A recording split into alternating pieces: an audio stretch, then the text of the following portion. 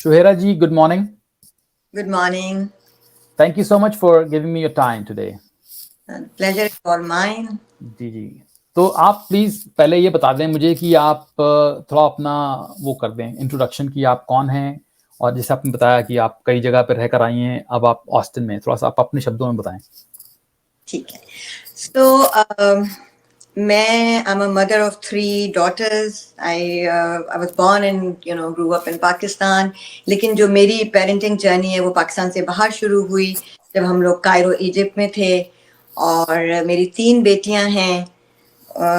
उसके अलावा जो मेरी पहचान है वो ये कि मैं एक उस्ताद भी हूँ। बहुत अरसे मैंने टीनेजर्स को पढ़ाया है। और ये जो पेरेंटिंग की जो जर्नी है मेरी पेरेंट कोचिंग की, वो एक्चुअली मेरे ख्याल में उसी वक्त स्टार्ट हो गई थी जब मैं स्कूल में पढ़ा रही थी। मैंने पाकिस्तान के कई शहरों में, कराची, इस्लामाबाद, फिर मैंने कायरो में पढ़ाया, फिर अबू धाबी में पढ़ाया, आजकल ऑस्टिन में पढ़ा रही हूँ। तो मेरे ख्याल में टीचर्स जो होते हैं, आप खुद उस्ताद हैं तो मेरे ख्याल में आप भी इस बात से रिलेट कर सकेंगे कि टीचर्स जो है वो थोड़े टीचर्स के अंदर एक साइकोलॉजिस्ट भी होता है और एक माँ बाप वाला जज्बा भी होता है। हमारे जो स्टूडेंट्स होते हैं वो हमारे बच्चे ही होते हैं ना। तो दिस इज हाउ और उनके पेरेंट की काउंसलिंग करना, वो सारा कुछ जो एक पूरा में मेरा एक बैकग्राउंड है, उसकी वो जो चीज थी उसने मुझे पुश किया towards parent coaching. And I did my first workshop in Cairo in 2011 जी। और बाद में भूल गई उसको। मैंने कहा ठीक है, हो गया, एक प्रोजेक्ट है, वो स्कूल में कर लिया पेरेंट्स के साथ। But then after a couple of years I met a woman who told me how my workshop changed her family life, and how it really helped her relationship with her daughter. And like she was very very excited and thankful, and I was like, okay, really? I mean, those aha moment when you realize कि oh, I was able to do something. Then I started taking it seriously और थोड़ा इसको pursue किया, कुछ courses किए California में, and then I started doing it. I did workshops in California, then in Abu Dhabi. And then finally I thought कि I should और आपको पता है मैं सेशंस भी करती हूँ, लेकिन मजे की बात है कि सेशन से भी ज्यादा सिर्फ मेरी वो 1-1.5 मिनट की रील्स देखकर मुझे कोई इतने मैसेजेस आते हैं कि have changed my life, I can see a huge difference। और मैं सोचती हूँ कि मतलब वाकई क्या 1 मिनट की रील किसी की जिंदगी चेंज कर सकती है, लेकिन it is happening and it's amazing and I'm so thankful. You are right. Thank you. Yeah, I mean, people these days, people just get a lot of information from 1 minute reels, because that's how the social media is operating these days. Yeah. You can make quite an impact through that. Thank you. So, हम आज बात करेंगे आपके कुछ पसंदीदा topics पर, उस पर आप थोड़ा एलैबोरेट कीजिएगा, ठीक है? मैं पूछूंगा कि आपने बताया कहीं पर कि क्या बच्चे हमारे प्रोजेक्ट हैं, इसका क्या मतलब, how, what do you mean exactly? देखिए, हम लोग जो है ना, हम देसी लोग, हमारी जो अपब्रिंगिंग है वो बड़े हम कंपेटिटिव होते हैं, इंडियन पाकिस्तानी। हमें somehow बचपन से ये बताया जाता है कि हमने कामयाब होना है, हमने जिंदगी में आगे बढ़ना है, और शुरू से कुछ कंपैरिजंस करके हमको बड़ा किया जाता है। तो फिर जो हमारी जनरेशन है, जब हम लोग पेरेंट्स बने, तो हमारे जहन में, क्योंकि ज़ाहिर हम तो हमारे जो माँ बाप की जनरेशन थे उससे ज्यादा हम लोग पढ़े लिखे हैं, हमारे पास ज्यादा वसाइल हैं। तो हमने कहा कि ओ माय गॉड, ये तो प्रोजेक्ट्स मिल गए हमें, अब इनको सजाना है, इनको संवारना है। और वो जो बात होती है ना कि वो जो शर्मा जी का बेटा है, उससे मैंने अपने बेटे को आगे बढ़ाना है। Instead of enjoying that beautiful feeling of parenthood, motherhood, हमने मतलब ये बोल क्यों नहीं रहा, ये चल ऐसे क्यों नहीं रहा, अरे ये अंग्रेजी क्यों नहीं बोलता, इसको मैं किसी तरह अंग्रेजी सिखा दूं, किसी तरह ये मोहल्ले के बाकी बच्चों से ये आगे बढ़ जाए। इतना फोकस चला गया ना उस एक प्रोजेक्ट पे, जो कि हम अपने शुरू से करते आ रहे हैं, यूनिवर्सिटी, कॉलेजेस और फिर जॉब पर। तो बस वो कहीं पेरेंटिंग खो गई, और एक फोकस और एक बहुत ही ज्यादा ऑब्जेक्टिविटी और कुछ और ही होने लगा ना हमारे साथ। तो ये हमारा एक अलमिया है हमारी जनरेशन। बहुत अच्छी बात। तो ये जो प्रोजेक्ट वाला जो साइकी है कि हमारे अपने बच्चों को अपना प्रोजेक्ट बना लेते हैं, आपको क्या लगता है कि ये इसका जो वो है, where does it come from? कि is it because the people who are considering their children as a project, they were not able to achieve something in their own lives, and that's why they're finding some kind of an outlet in their own children? ये वजह हो सकती है क्या? Absolutely. Thank you for, ji reminding me this because, I always talk about it कि आप देखते हैं कि खुद मैं डॉक्टर नहीं बन सकी क्योंकि अब्बा ने बनाने नहीं दिया। जी अब मेरी बेटी डॉक्टर बनेगी, मतलब मैं एग्जैक्टली वही करूंगी जो मेरे अब्बा ने किया, मेरी मर्जी के खिलाफ, लेकिन मुझे करना है। और ये भी मैंने देखा है कि बात दफा हम बैक बेंचर्स होते हैं और इतने हाई अचीवर्स नहीं होते हैं, लेकिन हमें हमारा फोकस होता है कि हमने अपने बच्चों को जो है ना वो बहुत पुश करना है और इनको आगे ले जाना है। हम खुद नहीं कर सके तो हम ये क्यों चाहते हैं कि हमारे वो जो सपने कहीं रह गए थे वो हमारे बच्चे पूरा करें? तो ये तो एक बहुत ही एक बहुत ही अजीब सेल्फिश किस्म की, और मैं तो उसको दुकानदारी कहती हूँ, टू बी ऑनेस्ट। कोई ये मोहब्बत तो नहीं हुई, ये तो दुकानदारी हो गई कि क्योंकि हम उनको पाल पोस रहे हैं, क्योंकि वो हमारे घर में आ गए, हमारी जिंदगी में आ गए, अब हमने इनसे पूरा हिसाब किताब लेना है कि इन्होंने ये। और हमारी दूसरी बात ये कि हमारा मसला एक और ये भी है कि हम समझते हैं कि बच्चे हमारे वजूद का हिस्सा है। हाँ, 9 महीने पेट में थे तब थे वजूद का हिस्सा। वो एक उनकी अपनी पर्सनैलिटी है, उनकी अपनी जिंदगी है, उनकी अपनी एक सोच है, लेकिन हमें ऐसे, क्योंकि हम अपने साथ भी बहुत ज्यादती करते हैं, अपने आप को भी हम हर वक्त एक जो हमारे अंदर एक बड़ी नेगेटिव टोन जो है वो चलती रहती है, वही ज्यादती फिर अपने बच्चों के साथ करते हैं, उनको अपनी जात का हिस्सा समझते हैं। ये नहीं समझते कि वो एक अलग पर्सनैलिटी है और उनको हमने as another human being deal करना है। हम उनको उसी तरह डील करते हैं जैसे हम अपने आप को कर रहे होते हैं। क्या बात है। तो ये आपने परेशानी तो बता दी, ये दिक्कत है ना, ये दिस इज अ फ्लॉ। अब इसका कोई, जैसे कोई मान लीजिए a woman or a man who was not able to achieve his dreams in their own lives and they are focusing on the children, so they're trying to achieve or live vicariously through their children, ठीक है, अपने बच्चों के through, उनको ये ना करना पड़े, अपने बच्चों को बिजनेस ना समझें, उसका कोई आपके पास सजेशन है कि कैसे निकले इस माइंडसेट से? बिल्कुल, हमने अपने माइंडसेट को इसी तरह चेंज करना पड़ेगा कि हमें सोचना पड़ेगा कि ये जो बच्चा हमें हमारे घर में पैदा हुआ है,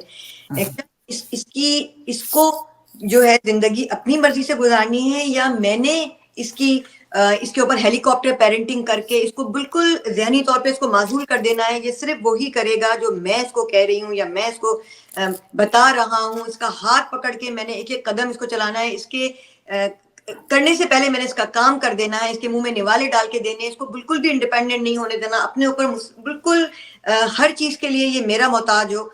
क्या मैंने ऐसे करना है, या मैंने एक ऐसा क्योंकि it's like children are so beautiful and they are so talented. अगर हम थोड़ा सा उनको स्पेस दें और उनकी पर्सनैलिटी को जैसा वो अपनी तरीके से ग्रो हो रहे हैं उस तरह होने दें, और इंस्टेड ऑफ, मैं हमेशा कहती हूँ, हेलीकॉप्टर पेरेंटिंग के बजाय लाइट हाउस पेरेंटिंग करें। हम उनको देख रहे हो, दूर से मौजूद हो, उनके नजर हमारी हो, लेकिन हर बात पे उनको टोके नहीं, रोके नहीं, उनको अपनी मर्जी से जीने दें, उनको आगे बढ़ने दें, कहीं कहीं थोड़ी बहुत रहनुमाई भी कर दें, लेकिन ये बात ना सोचें कि ये मेरी जात का हिस्सा है, ये वही करेगा जो मेरी ख्वाहिश है, जो मेरे सपने हैं। और किसी भी सिचुएशन से अपने आप को जरा निकाल के और देखें दूर से कि ये हो क्या रहा है यहाँ पर, और यहाँ पर मैं क्या गलती कर रही हूँ और किस तरह मैं अपने आप को इम्प्रूव कर सकती हूँ। तो आई थिंक ये इतना मुश्किल नहीं है, ये हो जाता है। क्या बात है, बहुत खूबसूरत, thank you so much. This is body shaming के बारे में थोड़ा डिस्क्राइब करें। आप कहती हैं बॉडी शेमिंग जो है, हमारे देसी जो पेरेंट्स होते हैं, साउथ एशियन पेरेंट्स, ये पहले क्या मतलब है आपका बॉडी शेमिंग से, थोड़ा सा इलैबोरेट कर सकती हैं? जी बिल्कुल, हम लोग जब बड़े हो रहे थे, मैं लेट 70s की बात बताती हूँ, ये बातें बड़ी कॉमन थी और हम इसको माइंड नहीं करते थे। और आप यकीन करें, अभी तक अगर आप कराची, क्योंकि आप लोग तो बाहर निकल आए हैं, लेकिन अगर आज भी आप कराची जाएं तो आप गली में देखेंगे कि वो कह रहे होंगे कि ओए मोटू, ओए छोटू, ओए कल्लू इधर आ। मतलब ये कोई इतनी कोई बुरी बात नहीं है। मतलब बेचारा कोई अगर ये जो डेफ एंड म्यूट लोग होते हैं, इनको बड़े मजे से हम कहते हैं अरे वो गूंगा आ गया। तो क्योंकि हम लोग, हमारे यहाँ ये बात कोई बुरी मानी नहीं जाती, और जब हम ये बातें अपने बच्चों के आगे करते हैं, जो कि देखें हमारे बच्चे जो है वो थर्ड कल्चर किड्स हैं, वो पाकिस्तान में या इंडिया में बड़े नहीं हो रहे, स्पेशली वो जो बाहर हैं। अच्छा, जो पाकिस्तान और इंडिया में बड़े हो रहे हैं वो भी असल में किसी हद तक थर्ड कल्चर किड बन गए, क्योंकि दुनिया तो ग्लोबल विलेज है ना। वो तो मीडियम पे इस वक्त अपने आप को कंपेयर कर रहे हैं कि और बच्चे दुनिया में जो उनकी थिंकिंग है, अब मेजॉरिटी बच्चों की वही थिंकिंग हो रही है। तो हम किस तरह इस तरह बच्चों का कॉन्फिडेंस खराब करते हैं। और ऐसा नहीं है कि उस वक्त, ऑल्दो उस वक्त ये बातें बड़ी नॉर्मल समझी जाती थी, मगर ऐसा नहीं है कि इन बातों ने कॉन्फिडेंस खराब नहीं किया। मैं ऐसे बहुत से लोगों को जानती हूँ। आप यकीन करें, मैंने एक टॉपिक पर वीडियो बनाई, कितने लोगों ने मुझे पर्सनली बोला कि you know what, I felt so much better You know जी. what? Yesterday someone said something to me and I said, okay, I'm not going to give it any importance. And I was amazed that, people of my age, still, I mean, the trauma is still there. उनके बचपन से उनको जो घर में चच्ची, मामी, खालाएं और even sometime parents जिस तरह उनको कंपेयर करते थे, एक बहन गोरी है, एक बहन काली है, ये इस तरह की चीजों के साथ जो आप ग्रो अप आपने किया है, तो हमें लगता है कि हम तो बड़े नॉर्मल हैं, ये जो आजकल के बच्चे हैं, इनको पता नहीं एडीएचडी हो गई है, इनके अंदर ऑटिज्म फैल रहा है स्क्रीन टाइम की वजह से. I mean, excuse me, hold on, अपने आप को देखें. हमारी जी. कितने ट्रॉमास हैं. जब कभी किसी के साथ बैठ के बात करना शुरू करें तो आप हैरान हो जाएंगे कि कितने ट्रॉमास के साथ हम लोगों ने सरवाइव समहाउ कर लिया. जी बिल्कुल, बहुत सही कहा आपने, क्योंकि ये जो किसी को बोल दिया तुम मोटू हो या ठिगनू हो, ये उसके आपने तो बोल के चल दिया, आप आगे बढ़ गए, लेकिन वो उसने उसको वो कर लिया, मतलब डीपली ले लिया maybe, and it the trauma, it has very deep impact on the person's personality as they grow up, right. कुछ लोग होते हैं, दे ऑलवेज से कि we are not good enough. क्या मैं सही लग, मैं मोटी लग रही हूँ, दे आर ऑलवेज कॉन्शियस. ये कौन लोग होते हैं? ये वो लोग होते हैं जिनकी माँ ने इनको बचपन में बोला होता है कि तुम मोटी हो रही हो, तुम काली हो रही हो, तुम्हारे बाल कैसे हैं, तुम उठ कैसे रही हो, तुम चल कैसे रही हो, कपड़े इतने टाइट क्यों पहने. हर वक्त की ये जो रोक टोक है, उससे पर्सनैलिटी का तो काम तमाम हो गया ना. जी जी बिल्कुल सही. तो इसको सबसे पहले ये बॉडी शेमिंग घर में ही बंद करें, अपने घर में. बाहर बात छोड़ें, आप अपने भाइयों, अपनी बहन, माँ से बोलें, या अपने जो घर, ये तो शुरुआत तो फैमिली से होती है, बाहर जाता है बाद में, ना. बिल्कुल. अगला टॉपिक मैं लूंगा. आपने बोला था कि ईगो मत लाएं अपनी रिलेशनशिप, अपने बच्चों से जो रिलेशनशिप है उसमें से ईगो को निकालें. तो पहले बताएं कि ईगो होती कैसे है, क्या मतलब, फॉर एग्जाम्पल दें.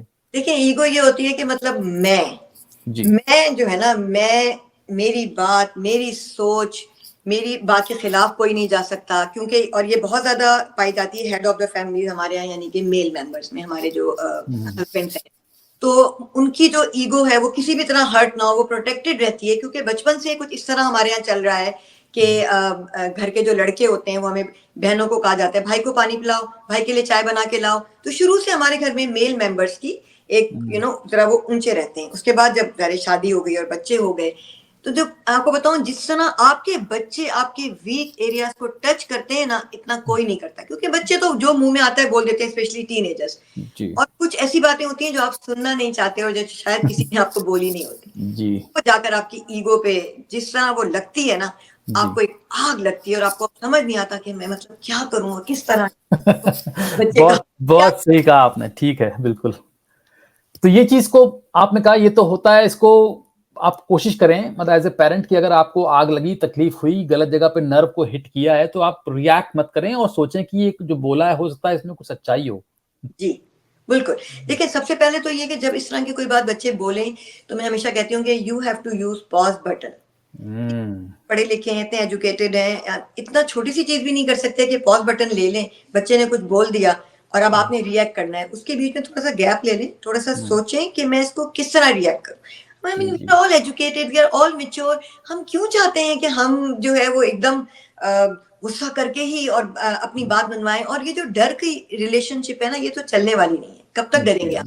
जब तक आपके साथ हैं तब तक ही डरेंगे ना. बस हुए नहीं और घर से निकल गए, उसके बाद कौन डरता है? तो रिलेशनशिप मोहब्बत की बनाए, प्यार की बनाए, एतमाद की बनाए. क्या बात है. खौफ की रिलेशनशिप और आपकी जो ये इतनी बड़ी अना है, इसकी रिलेशनशिप तो it's not going to help you. तो रिलेशनशिप अपनी ऐसी बनाएं कि आप, जब कोई, अगर आपकी बच्ची, छोटी बच्ची भी है या बच्चा, उसने कुछ बोला, आपको कोई प्रॉब्लम है, तो रिएक्ट मत करें, रिस्पॉन्ड करें, सुने क्यों बोला है. हो सकता है कि कुछ सच्चाई हो, कुछ आप ठीक, कुछ आपको सीखने के लिए भी मिल सकता है उस बच्ची से, उस बच्चे से, है ना. बिल्कुल. क्या बात है, खूबसूरत, थैंक यू सो मच. एक और टॉपिक है, आप connection before correction, which is not so much different from you just talked about, right. Connection बनाए, है ना. जी बिल्कुल. अच्छा, इसमें मैं ये कहना चाहती हूँ कि आप भी उस्ताद हैं, लेकिन ज़ाहिर है आप जो है आई थिंक कुछ ग्रोन अप्स को पढ़ाते हैं, यूनिवर्सिटी लेवल पे पढ़ाते हैं. मैंने स्कूल लेवल पे पढ़ाया है और बहुत ज्यादा मेरा जो एक्सपीरियंस है वो टीनेजर्स के साथ है. तो आप यकीन करें कि ये मैंने चीज वहां से सीखी और it help me so much in my own parenting. कि जब तक आपकी क्लास का आपके साथ कनेक्शन नहीं होगा, जब तक आपके स्टूडेंट की आपके साथ केमिस्ट्री नहीं बनेगी ना, वो नहीं पढ़ेंगे. जी. इतनी जो ये एज होती है ना, टीनेजर, इनका तो ये तो फोकस तो अब बहुत ज्यादा इशू बन गया है. लेकिन इवन उस जमाने में भी, कोई आज से 20 साल पहले, 25 साल पहले जब मैंने टीचिंग शुरू की, तो जो पहली चीज मुझे समझ में आई वो ये कि मुझे इनके साथ अपना कनेक्शन बनाना है पहले, उसके बाद जो है ना मैं इनको फिर जो भी बोलूंगी ना वो ये करेंगे। और यकीन करें, there are great teachers, right? By great teachers I mean जिनके पास बहुत नॉलेज होती है, जिनके पास बड़ी डिग्रीज होती हैं, and sometimes students hate them, they don't want to go to their classes.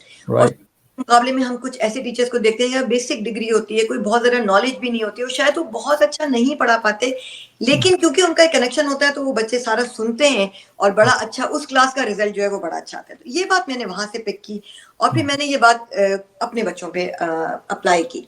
और थोड़ा सा मेरी जो ये पेरेंटिंग की जो चीजें लोगों को मेरे ख्याल में कुछ अपील भी करती हैं, वो ये कि मेरी किताबी बातें नहीं होती, जाहिर है आप किताब पढ़ते ही हैं, लेकिन मैंने एज अ सब्जेक्ट जो है ऑनेस्टली साइकोलॉजी नहीं पढ़ी हुई, मैंने सीखी है जिंदगी से, और सीखने के बाद मैं ये जरूर देखती हूँ कि ये चीज अप्लाई हुई है, और अप्लाई होने के बाद ये कामयाब हुई है या नहीं। ये मैंने अपनी अपनी बेटियों के साथ अप्लाई किया इसको, कि मैंने देखा कि जब उनके साथ आपका एक कनेक्शन बन जाए ना, फिर आप उनको डांट दें, आप उनके साथ कहीं जाना है मना कर दें, कोई भी बात आप करें, क्योंकि एक वो बेसिक कनेक्शन है, आपकी रिलेशनशिप खराब नहीं होगी और कनेक्शन आराम से हो जाएगी। वही चीज जो एक ऐसे पेरेंट को जिसका कनेक्शन नहीं बना हुआ बिगड़ी रहती है जिनकी अपने बच्चों के साथ, वो उनके लिए ये चीज बहुत मुश्किल है।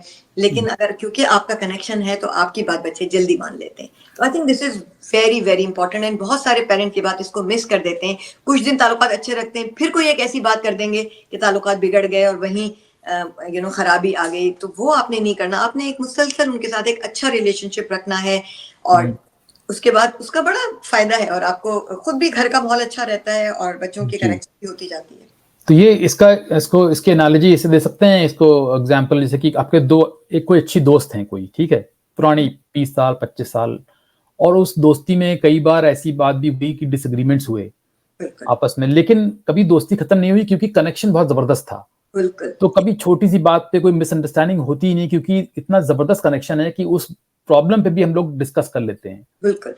और आपको अपने बच्चों की जिंदगी में कितना आप इन्वॉल्व हैं, कितनी सारी बातें आप एक दूसरे के साथ कर सकते हैं, कितना टाइम एक दूसरे के साथ गुजार सकते हैं। ऐसा तो नहीं है कि 5 मिनट बच्चा आपके साथ बैठे हो पे कि यार मैं तो अब तेरा यहाँ से खिसक जाऊं ना, मैं इनसे मैं क्या बात करूं, ऐसे भी होता है। तो आई थिंक अगर आप बहुत ज्यादा आपकी इन्वॉल्वमेंट है, आपकी उनके साथ बड़ी अच्छी अंडरस्टैंडिंग है।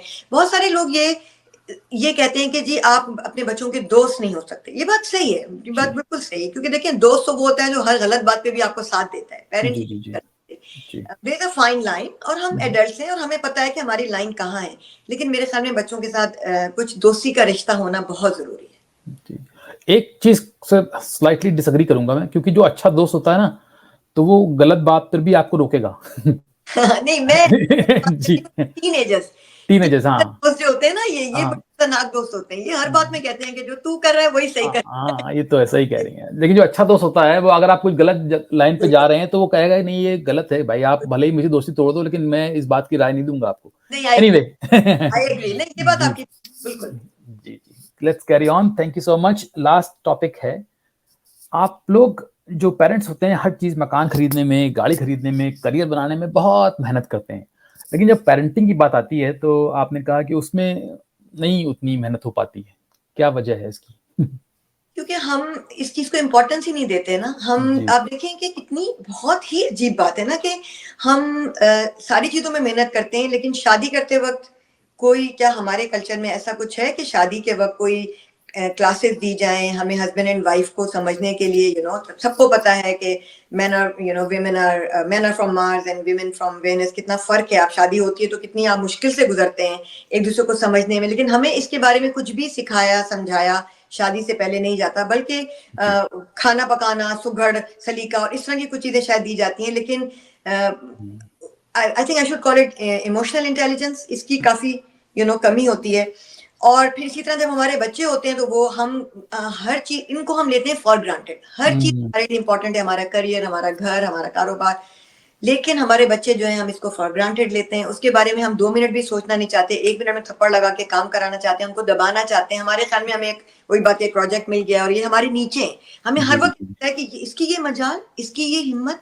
तो ये जो हमारी एक सोच है ना कि ये हमारे नीचे हैं, इनको कोई आजादी नहीं है, ये हमारे कोई गुलाम है, शायद इनको मैं अपने सांचे में ढाल के और एक पीस दुनिया के आगे रख दूं, तो यही वो सोच है जो हमसे मेहनत नहीं करवाती। मुझे I really fail to understand कि हर चीज पे इतनी मेहनत करने के बाद थोड़ी सी तो मेहनत पेरेंटिंग पे कर लें। जैसे डर के मुकाम से हम पेरेंटिंग करें, हमारे वक्त डरे हुए रहते हैं क्योंकि अमेरिका में रह रहे हैं, वेस्टर्न वर्ल्ड है, यहाँ पर सारे इतने अजीब अजीब इन्फ्लुएंस हैं, तो हम लोग हर वक्त डर, और ये जो डर वाली पेरेंटिंग है ना, ये बहुत बुरी होती है। इससे बच्चों की पर्सनैलिटी, उनका कॉन्फिडेंस, ये बहुत खराब होता है। एक बार जो है ना वो आप थोड़ा फेथ लेकर आए अपनी पेरेंटिंग में और बच्चों पर एतबार करें, उनसे उनको ये बच्चों को ये बात अगर पता होगी ना कि आप वाकई उन पे ट्रस्ट करते हैं, आप यकीन करें वो आपका ट्रस्ट नहीं ब्रेक करेंगे। लेकिन अगर आपके दिल में हर वक्त यही रहेगा ना कि ये पता नहीं क्या करी, अरे ये कहाँ जा रही है, इसकी लोकेशन देख लूं, तो ये मुझे ये इस तरह की चीजें बिल्कुल ये काम नहीं आती हैं, बैकफायर करती हैं। लेकिन पेरेंट्स ये बात समझते नहीं है, तो उसके लिए आपको भी तो, बाप को भी तो थोड़ा सा अकोमोडेट, थोड़ा सा वो करें, थोड़ा सा बच्ची को बोलें, कोई टाइम फिक्स कर लेंगे, अच्छा इतने बजे तक आ जाना। कुछ चीजें हम कर सकते हैं लेकिन हम वो भी नहीं करते और फिर बच्चे झूठ बोलते हैं। जी श्वेरा जी, बहुत अच्छा लगा, बहुत इंफॉर्मेटिव और बहुत ही इंटरेस्टिंग कॉन्वर्सेशन था। Thank you so much. Do you have anything else to say to finish this? नहीं, मुझे बस ये कहना है कि बहुत अच्छा लगा और हमें इस तरह के डायलॉग अपनी कम्युनिटी में करने हैं, और आप जैसे और लोग आगे आए और इस तरह की बातें हम करें और स्प्रेड करें ये वाला। तो I think it's not that difficult. हमें लगता है कि पेरेंटिंग जो है वो 2024 में शायद बहुत डिफिकल्ट है, लेकिन ये इतनी डिफिकल्ट नहीं है अगर हम छोटी छोटी टिप्स फॉलो करें और सीखें। जो सिखाया जा रहा है उसको सीखने का हमारे अंदर अगर जज्बा हो तो I think it's not that hard. And I am really thankful कि आपने, आई डोंट नो कैसे मुझे फाइंड आउट किया और उसके बाद आपने ये मूव ली, लेकिन I am really really thankful and it was such a pleasure talking to you, क्योंकि ये सारे मेरी पसंदीदा टॉपिक्स हैं और इन पे बात करके मुझे बहुत खुशी होती है। मुझे लगता है कि कोई एक पॉजिटिव बात हो रही है और शायद कोई अगर ये गुफ्तगू उस पर कोई इम्पैक्ट हो इसका। जी, बहुत बहुत शुक्रिया। Thank you so much for your time and we will connect at a later stage somewhere sometime. Thank you.